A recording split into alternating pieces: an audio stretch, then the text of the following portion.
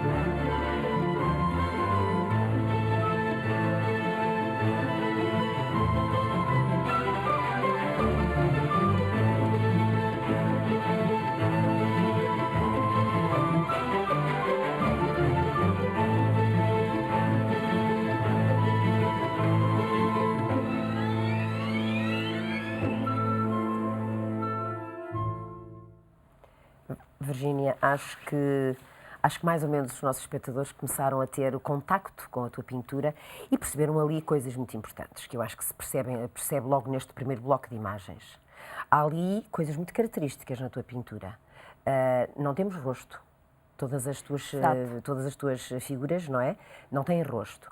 Depois, também acho que se pode ver ali que há pormenores extraordinários, carregados de simbologia, que já vais, com certeza, entrar, enfim, passar a explicar. Depois também temos ali a textura, trabalhas a textura como provavelmente muito poucas pessoas dentro, enfim, do nosso panorama artístico nesta área trabalha.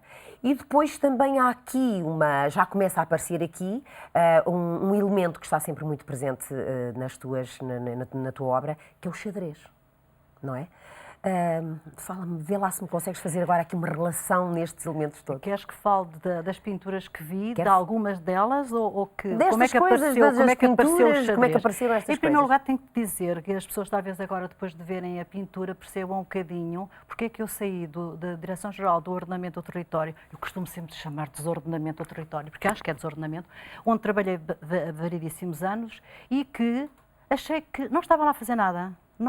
Eu acho que as pessoas devem fazer aquilo que na realidade gostam e eu sentia-me completamente inútil atrás de um computador em vez de fazer os projetos. Criticava os projetos dos outros, portanto, por isso foi para a pintura. Isso a gente já percebeu. Pronto. Portanto, em relação às texturas, eu acho que tem a ver um bocado, tem a ver com a minha formação, porque quem é arquiteta, quer queira, quer não, tem a terceira dimensão na nossa cabeça. E muitas vezes perguntam-me, Virgínia, Góes, como é que tu fazes as tuas texturas? Sabe que eu às vezes, Helena, sinceramente, eu às vezes não sei, porque eu Saem-te? Não, eu preparo. É uma sensibilidade? Eu preparo também, mas eu preparo as telas já sabendo o que é que vou pintar. E muitas vezes, sabendo o que vou realmente pintar, às vezes, conforme a minha disposição, se eu estou mais alegre, se estou mais triste, que eu também não estou sempre a rir, como não acredito. Que eu... eu acho que se olha-se para ti, tu em tudo que é assim, tu pareces a rir e pareces a mulher mais feliz. Eu não sou pateta alegre. Não, pelo menos a mulher mais extrovertida. Sou extrovertida, sou muito, sou muito extrovertida. Mas curiosamente aqui na tua pintura eu diria que está ali, não há rosto. Estou mais contida. Porquê é que o rosto és mais contida? Porquê é que e também simultaneamente há ali algo de pintura, às vezes um bocadinho sombria. Sim. É a tua parte...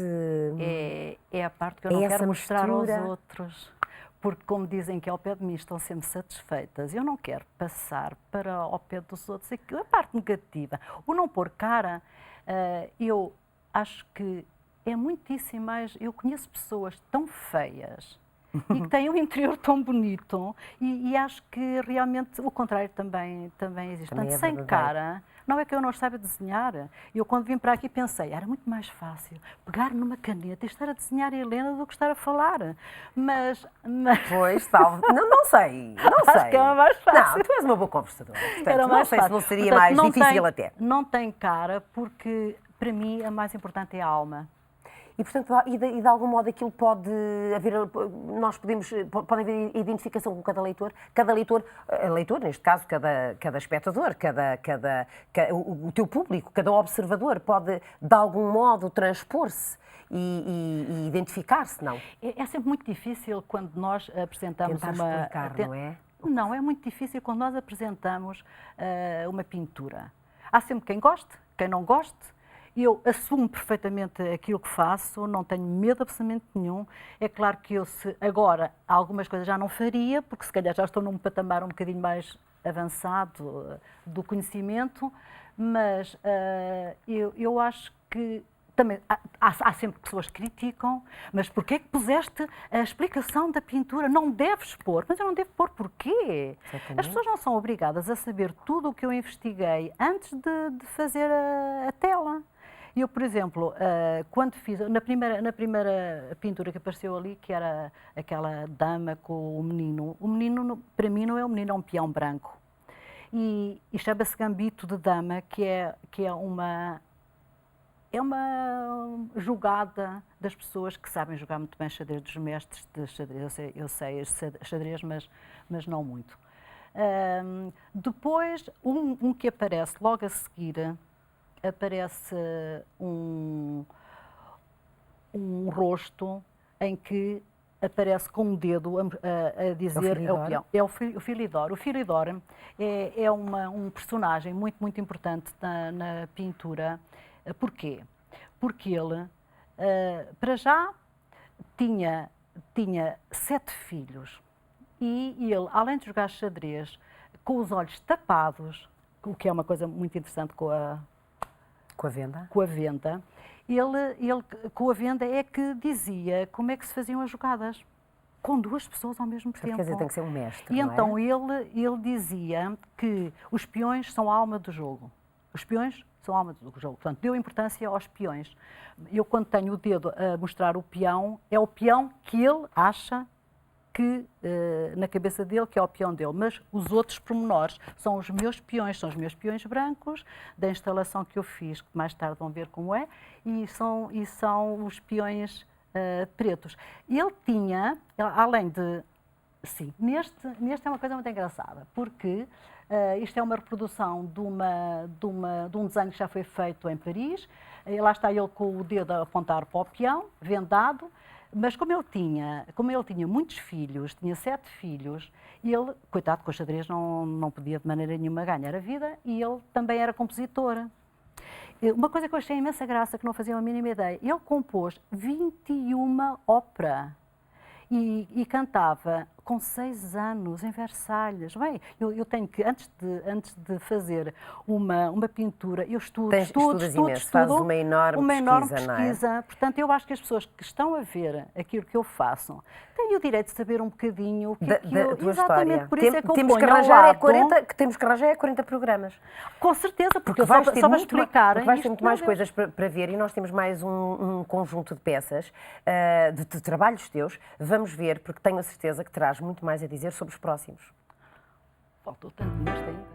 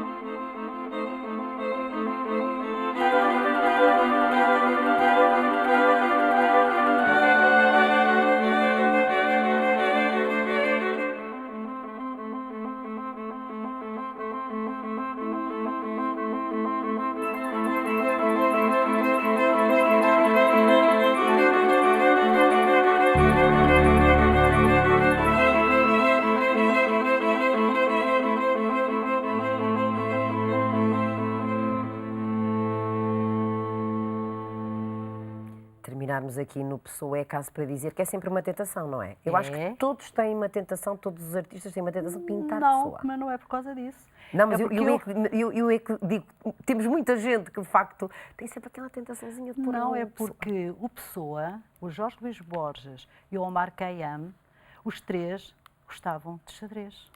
E quase todas as minhas peças aparecem precisamente ligadas ao tema do xadrez. Pois é, e tu ainda não me explicaste de facto porque é que o xadrez é tão importante em toda a tua pintura. É importante porque foi um puro acaso. Eu tenho passado muitos anos da minha vida nos Estados Unidos. Eu já vou há 17 anos seguidos aos Estados Unidos, porque o meu marido tinha lá o seu professor de dissertação. E eu ia com ele ao princípio, depois de me livrar da degote, e eu ia já com tempo suficiente para poder pintar. E houve um colega dele, que o meu marido era professor na UISEG, pediu-me, disse: Virgínia, não te importas este ano de me fazer alguma pintura sobre o xadrez, porque eu faço coleção de tabuleiros e não tenho nenhuma pintura. Eu vou dizer um nome. O professor Marcos Henriques. E eu pensei, bem, vou estudar. Foi a primeira vez que eu comecei a estudar o tema do xadrez. Comecei a estudar, fiquei logo apaixonada pelo tema do xadrez, mas naquela altura ainda era um bocado insípida, comecei a ver a história, fazia como se fosse as azulejos, pronto, não interessa. Mas onde é que aparece com maior relevo depois o tema e que eu me apaixono muitíssimo mais? Houve uma altura da minha vida que não foi de rir, portanto um bocado difícil, e foi o desaparecimento do meu irmão e da minha irmã, e quando a minha irmã estava a falecer, tive um telefonema a perguntar-me se eu queria fazer uma exposição na Sociedade Portuguesa de Autores. Eu ainda tive tempo de dizer à minha irmã: olha, tu és uma mulher extraordinária, eu vou-te fazer uma homenagem. E é claro que ela faleceu. Nessa altura não ri mesmo, andei muito tempo, vê-se no meu currículo que houve um ano que eu praticamente não fiz nada, já tinha perdido também o meu irmão e já tinha perdido a minha mãe, isso não interessa. Pronto, o que acontece é que fiz homenagem na Sociedade Portuguesa de Autores. E quem é que aparece na Sociedade Portuguesa de Autores? Foi a pessoa que, na realidade, eu agradeço a 100% ter conhecido, que foi o Dagoberto Markle, que ele trabalhava, porque infelizmente fiquei sem a presença dele. Eu às vezes digo na brincadeira à mulher: o teu marido faz-me tanta falta. O Dagoberto Markle, que era historiador de xadrez, quando foi à Sociedade Portuguesa de Autores, passou por lá e viu a minha exposição e disse-me assim: meu Deus, mas como é que há uma mulher que se interessa por tanta coisa como eu me interesso? Ela gosta de Jerónimo Bosch. Eu gosto de Jerónimo Bosch. Ela gosta de xadrez. Como é que uma mulher conhece o Filidor? Como é que conhece o Filidor vendado? Como é que conhece tanta coisa sobre o xadrez? Já tinha estudado antes para fazer a tal pintura para o colega do meu marido. E então quis-me conhecer e então convidou, se eu ia ao Museu Nacional de Arte Antiga para o conhecer. É claro que fui lá e conheci-o, e ele então começou a dizer-me tudo aquilo que tinha sobre xadrez, porque adorou. Podemos dizer que de algum modo foi um consultor? Consultor não, foi meu amigo, foi meu mentor, mestre, foi o professor, foi tudo. Mentor. E sempre que aparecia qualquer coisa ligada ao xadrez, ele dizia-me: Virgínia, tenho que fazer isto. E então, a partir do conhecimento que tive, ficámos amigos, desde que conheci até morrer, e realmente ele disse-me: olha, sobre o xadrez há muita coisa que tens que fazer. A Inês de Castro e o Dom Pedro, que jogavam xadrez, tens que fazer o aqueduto das Águas Livres por causa agora não me lembro o nome dele, de Francisco de Holanda, por causa da ligação do Francisco de Holanda com o Dom Sebastião, porque eles os dois também gostavam de xadrez. E depois, outra coisa que... e muito mais, por exemplo, o símbolo da cidade de Lisboa,